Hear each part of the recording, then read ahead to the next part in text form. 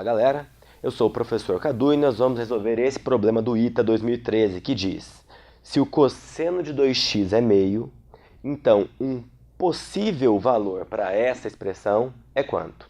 Eu vou mexer um pouquinho com essa expressão que ele me deu a respeito do cosseno de 2x para descobrir algumas propriedades do x. E assim que eu souber as propriedades do x, eu venho substituindo aqui para ver um possível valor para essa expressão. Acho que o melhor caminho para a gente partir disso aqui é o cosseno de 2x é dado por cosseno ao quadrado de x menos seno ao quadrado de x. Mas vocês devem se lembrar que ele tem uma fórmula alternativa, que é 2 cosseno ao quadrado de x menos 1. Isso aqui também é uma expressão que você pode usar para substituir o cosseno de 2x. Substituindo o cosseno de 2x por isso e igualando a meio, nós teremos aqui nesse caso 2 cosseno ao quadrado de x igual. Quando esse menos 1 for para o lado de lá, nós teremos 1 mais meio, que dá 3 meios. Observem que esse 2 também pode ir dividindo, o que nos leva até cosseno ao quadrado de x, cosseno ao quadrado de x, igual a 3 quartos. E tirando a raiz quadrada dos dois lados, nós teríamos cosseno de x igual a mais ou menos raiz de 3 sobre 2. E aqui a gente cai num dilema. Ele não deu para a gente nenhuma condição para a gente saber se é mais raiz de 3 sobre 2 ou menos raiz de 3 sobre 2. Tanto que é por isso que ele pergunta um possível valor para essa expressão. Então eu vou trabalhar com esses dois caras em mente. Aí eu vou sempre pensar em seguir pelo caminho mais simples e ver se isso dá a resposta. Se não der, eu tento fazer alguma troca de sinais para ver se eu chego em algo mais simples.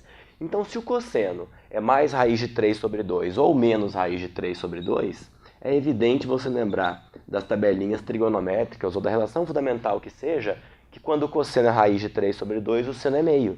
Nesse caso, eu também não sei o sinal, então eu posso afirmar que o seno de x com certeza é mais ou menos meio. Para trabalhar da maneira mais simples possível, eu vou sempre começar pegando os caras positivos. Ou seja, eu vou começar supondo que o cosseno de x é raiz de 3 sobre 2, e o seno de x é meio. Se isso de fato acontecer, quem vai ser a cotangente de x? A cotangente de x é a divisão do cosseno pelo seno.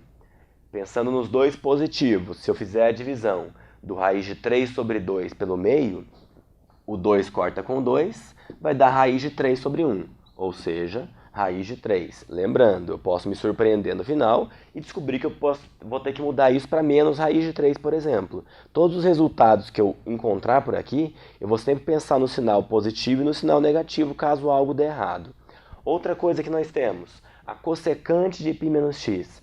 Você deve se lembrar na trigonometria que se eu tenho a propriedade de um arco x e eu somo nesse arco mais π ou menos π, eu desloco ele por meia volta.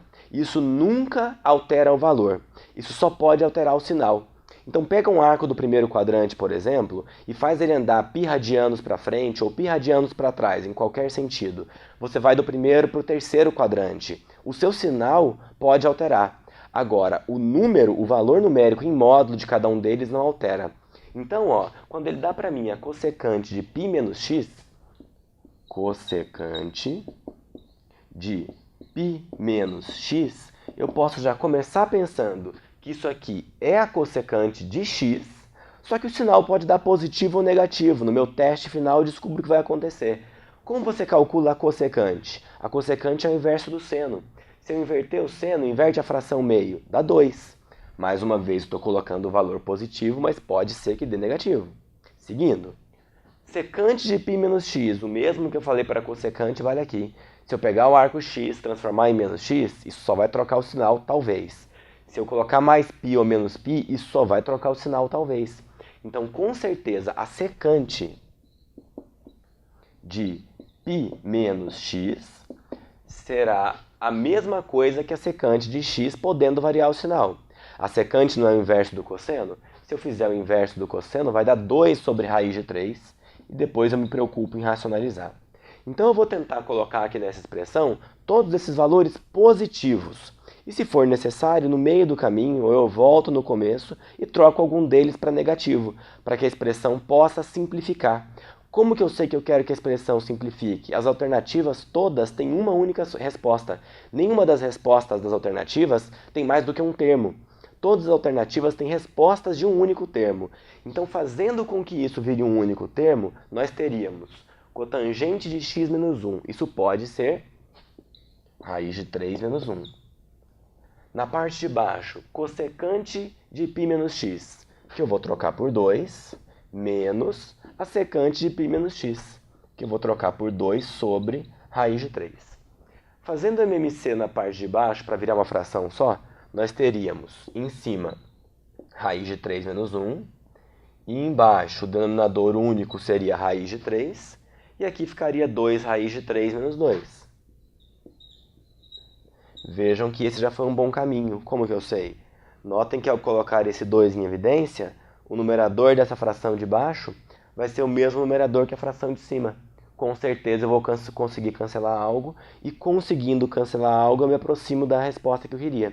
Então vamos fazer isso? Para realizar a divisão dessas duas frações, eu conservo a primeira, que é raiz de 3 menos 1, e eu multiplico pelo inverso da segunda, invertendo a segunda em cima da raiz de 3, e embaixo dá 2 raiz de 3 menos 2. Com o 2 em evidência, fica 2 que multiplica raiz de 3 menos 1.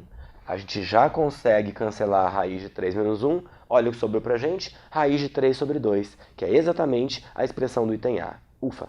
Terminamos, tchau e até a próxima.